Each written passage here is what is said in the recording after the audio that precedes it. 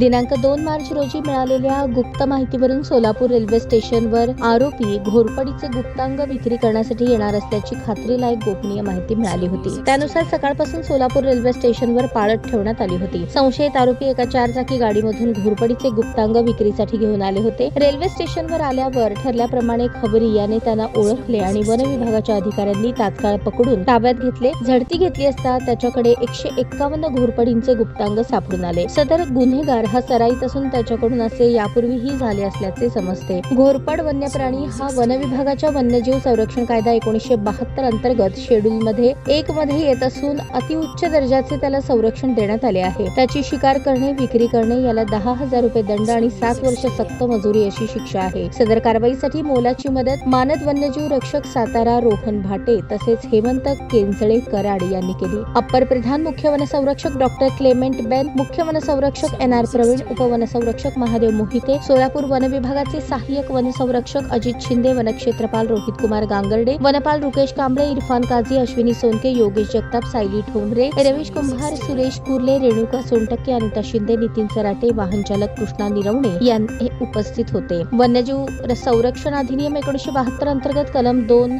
2, 9, 39, 40, 48 अ, 49 अ व 50, 51, 57 अंतर्गत गुन्हा नोंद झाला आहे। आरोपीचे नाव विठ्ठल सुग्रीव पाटोळे वय 29, सुग्रीव रंगनाथ पाटोळे वय 60, दोघेही राहणार पिंपळ तालुका वडवणी जिल्हा बीड। बाळासाहेब लक्ष्मण डोरले वय 34 राहणार चिखल बीड यांना अटक करण्यात आली आहे। पुढील तपास चालू आहे। ताज्या बातम्या पाहण्यासाठी प्राईम महाराष्ट्र न्यूज चॅनलला सबस्क्राईब करा।